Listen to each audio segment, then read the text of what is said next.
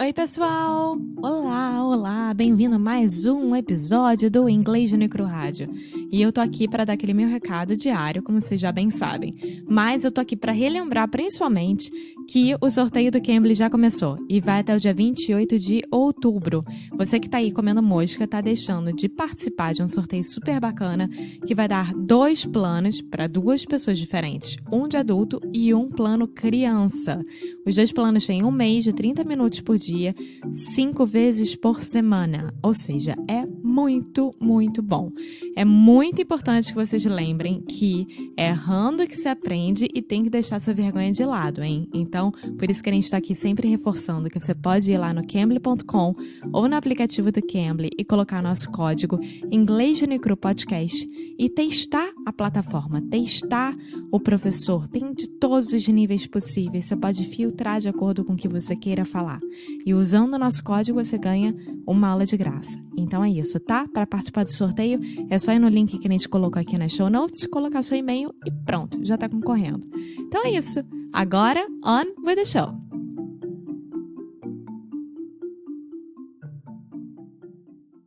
Hey, what's up, guys? Welcome to another episode of English no Cru Rádio. My name is Foster. I'm an English teacher sometimes, podcaster sometimes, other things at other times. I'm here with Alexia, and I am the guinea pig of the situation here. So, how you doing, Alexia? I'm fine. What about you? I'm doing great.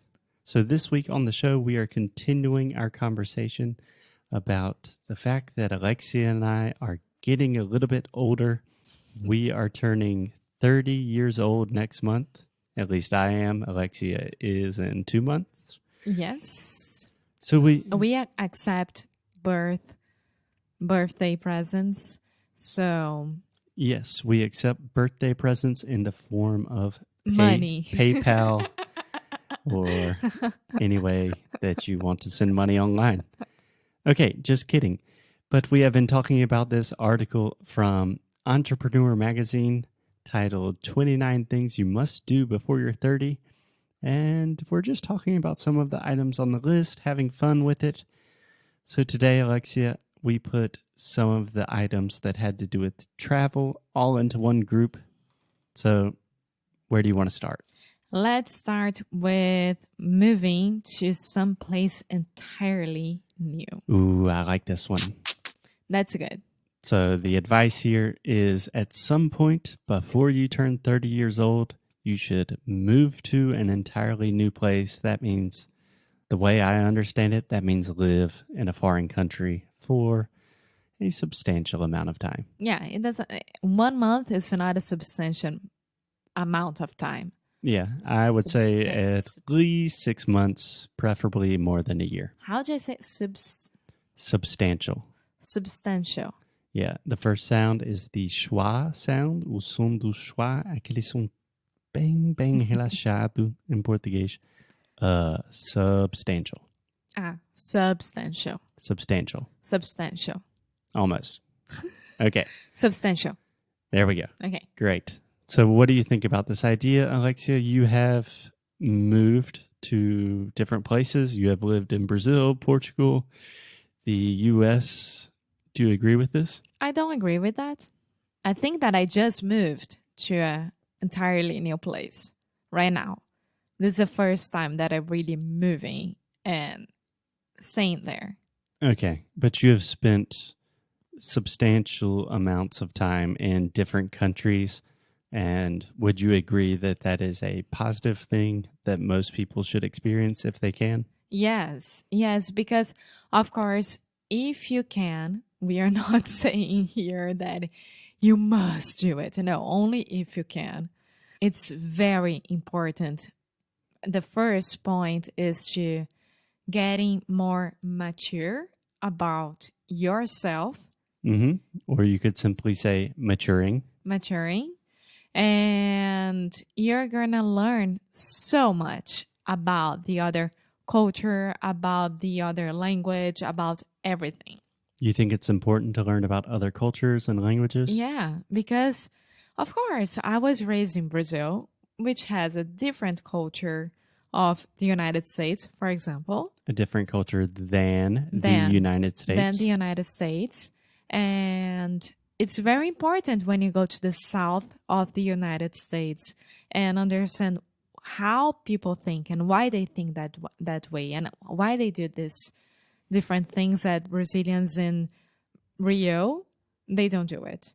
So, yeah, it opens your mind and you can understand better what's going on. Yeah, I think the real benefit is, I think there are two big benefits from moving to an entirely new place, living in a different country for a substantial amount of time. Number one, like you said, is you're going to learn a lot about yourself. You're going to mature. You're going to learn what you are capable of. You are going to learn that you are stronger than you ever imagined. And you're going to set limits as well. This is, for me, is the most important part. You're going to set limits. You will know what you like and what you don't like. Yeah, you'll know what you're good at, what you're not good at. Yeah, there's no joking around when you're by yourself in a new country. Yeah, I totally agree with that. Number two, I think it is almost impossible to truly know the place that you are from until you have really experienced another place in a deep, profound way. It's kind of like that old cliche, like, if you really love something, let it go. And if it comes back, it's kind of that vibe to me. Yeah, it's interesting when you say that because the first time that I went to the United States, for example, for 3 months, and I had to tell a lot of Brazil to people. And it was so important. You had to talk about Brazil a lot. Yeah, I had to talk about Brazil a lot. And this was so important because there were questions that I never thought about it. And it was so good for me to understand why we did a thing that way and why we think about it in another way. And it was good. Yeah, it makes you think more analytically and more creatively about your own culture. Yeah. In my case, I've always I love the southeast of the United States, but I've always kind of wanted to leave. And only from travel and spending time in the South with Alexia, I've really come to appreciate the South in a totally new and positive way. We are welcome. Thank you. Okay, number 2 on the list is enjoy the outdoors.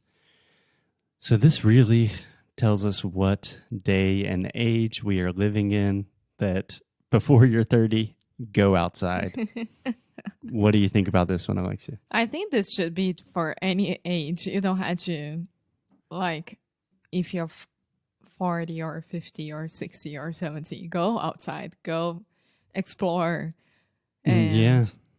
I mean, this is a must do for everyone. Yeah, but as we are approaching our 30s, honestly, this was one of the most important points on the list for me.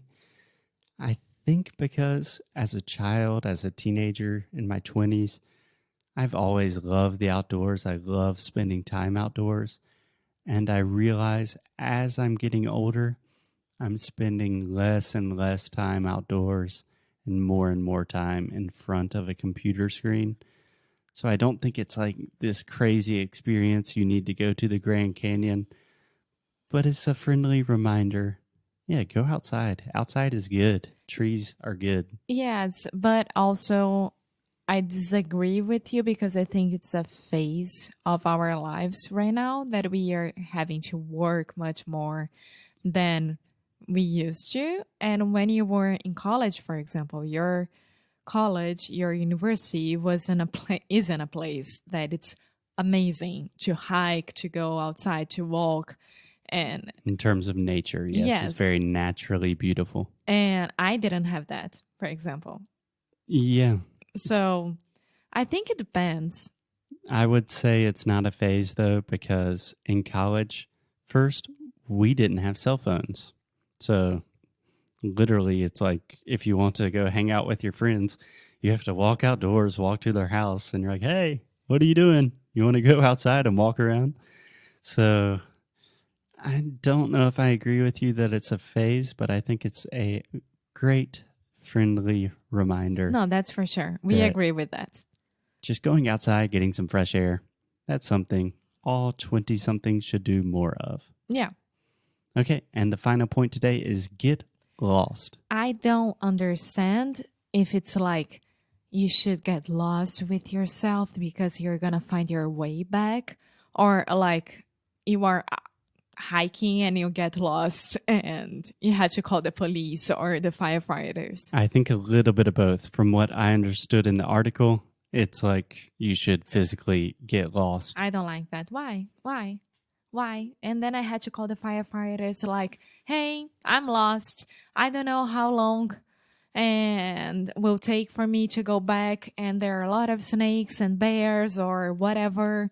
And yeah. So a couple of things, Alexia. First, if you're lost, firefighters are probably not the first people you should call. First, you can call a firefighter. Alexia just is looking for any reason to call firefighters. She loves firefighters. They're our heroes. I think this point is a little bit out of date because of GPS, but I do think there is something special to say, like, I don't know, you're in a small town, you have no idea where you are, and I'm just remembering one experience I had in university. I was driving home with my roommate at the time, hey John, and I fell asleep. This was before iPhone, so no GPS. I know how to get home. I assumed John knows how to drive home. And I woke up and I was like, hey, John, where are we? He's like, I'm not really sure, but we need to get some gas. I was like, okay, let's get some gas. I'll find out where we are. And I talked to the lady at the gas station, and she was like, do you know exactly where we are? She's like, you're in Springfield. I was like, Springfield? She's like, Springfield, Virginia? It's like, John, are we in Virginia? She's like, yes, ma'am, you are. Yes, sir, you are.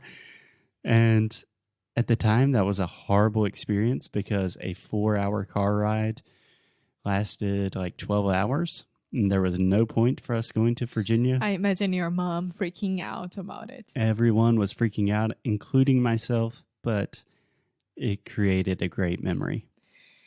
Yes, I don't like that. Maybe it's because I'm a little bit of a controller, and I like... Yeah, in English we say a control freak. Yes, no, but I'm not freak. Oh, you want a positive control. Okay. I was talking about this with my therapist this Monday, and I'm not a control freak, but I like to know where I'm going, when I'm going. You're very organized. Yes, so I don't know. This I would have a lot of trouble doing. But if you are in a new city and exploring and you don't want to use your Google Maps or things like that, I'm fine with that. I have no problem. Yeah, I totally agree. So to wrap things up today, everything's about travel, moving to a new country, enjoying the outdoors, and getting lost. I think these are all things about focusing on experiences. Sometimes you have to do something because it's going to be a good story. It's not necessarily the easiest thing to do in the moment, but in the future, you'll look back and say, that was pretty cool. Yeah. And that's what your 20s is all about. That's very true. Maybe. We will find out when we turn 30 in just 1 month. So, 2 months? Anyways, these two old podcast hosts will be back in your earphones tomorrow. Bye. Bye-bye. Oi, pessoal! Muito obrigada por ter escutado mais um episódio do Inglês no Microrádio. A gente fica muito, muito feliz quando vocês estão aqui conosco. E você que quer continuar recebendo novidades e recebendo recursos grátis, vai lá no nosso site, você vai encontrar tudo isso. Além disso, você vai saber quando que Sound School vai abrir para se tornar nosso aluno do melhor curso de inglês online que existe nesse mundão. Então é isso. Muito obrigada de novo por fazer parte da família Inglês no Rádio e te espero no próximo episódio.